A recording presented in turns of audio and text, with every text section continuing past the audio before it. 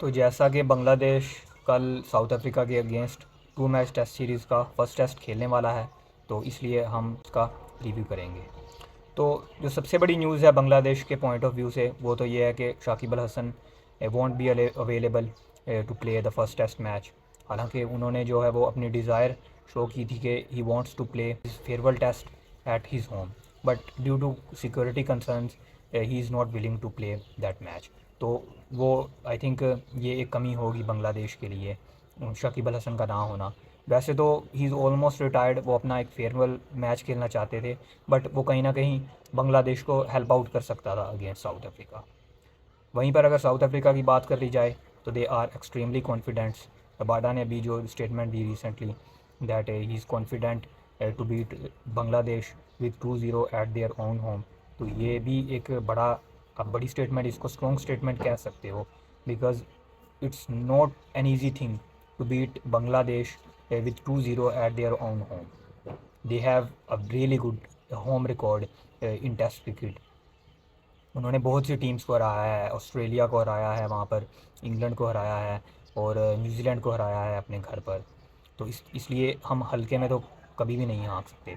But अगर बांग्लादेश के perspective से आप बात करो तो पाकिस्तान की जो टेस्ट सीरीज़ थी उसके बाद वो एक्सट्रीमली कॉन्फिडेंट थे, और इंडिया में जिस कॉन्फिडेंस के साथ गए थे, मतलब उतनी ही मैं कहूँगा कि सेम काइंड ऑफ डिसअपॉइंटमेंट उनको होगी उसके बाद से, क्योंकि besides that first session at Chepauk, जो कि एक्सट्रीमली अच्छी बॉलिंग की थी उनके सीमर्स ने, उसके अलावा बांग्लादेश के लिए दोनों सीरीज़ में, white ball series, T20 series थी जो, और टेस्ट सीरीज़, उसमें कुछ भी गेन करने के लिए कोई चीज़ भी उनके लिए नहीं थी।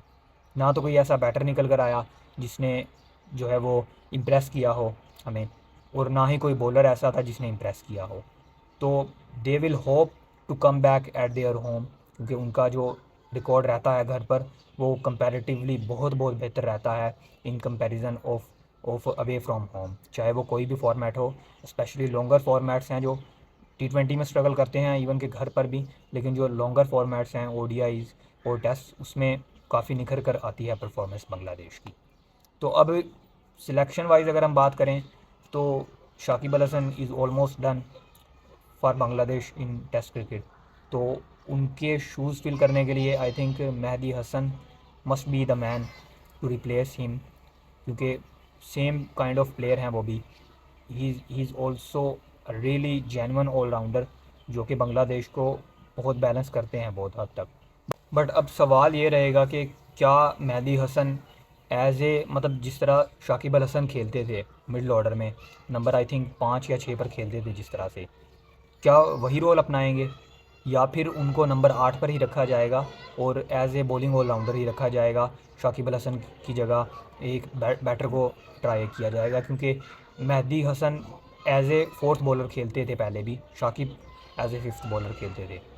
और अगर तो Mehdi as a fifth bowler खेलेंगे, अब फोर्थ बॉलर के तौर पर किसी और को खिलाया जाएगा, ताइजुल इस्लाम या फिर वो एवर प्लेस, तो वो फिर एक आई थिंक देखने लायक चीज़ रहेगी। अगर तो मिडल ऑर्डर में खेलते हैं तो he is going to be the I think successor of Shakib Al Hasan in the same way.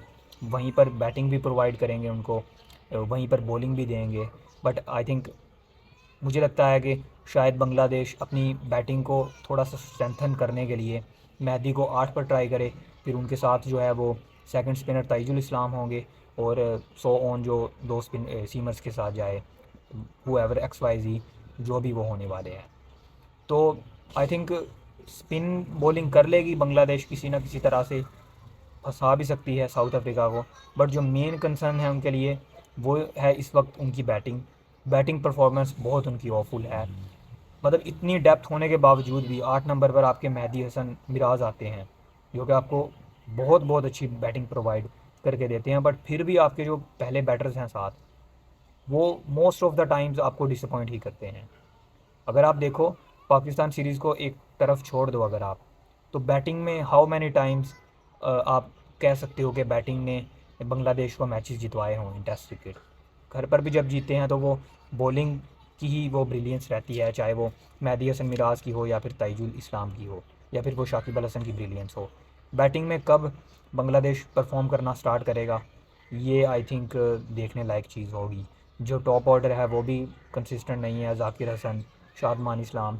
Then फिर वो मिडल ऑर्डर में भी अगर आप बात करो तो मतलब 50-50 रहता है, कंसिस्टेंट परफॉर्मेंसेस किसी भी प्लेयर की तरफ से हम नहीं देख रहे। साउथ अफ्रीकन पर्सपेक्टिव से बात करें तो सीमर्स के लिए इतनी हेल्पफुल नहीं होगी। तो स्पिनर्स पर उनके स्पिनर्स किस तरह से डिलीवर करते हैं, I think that's gonna be crucial. Keshav Maharaj के साथ कौन स्पिनर होंगे, एडन मार्करम का रोल एक्सपैंड होगा विद बॉल एज वेल, और उनकी बैटिंग किस तरह से रहेगी अगेंस्ट स्पिन। तो अब देखते हैं कि बांग्लादेश उस डिसअपॉइंटमेंट के बाद, इंडिया की सीरीज़ के डिसअपॉइंटमेंट के बाद घर पर किस तरह परफॉर्म करता है।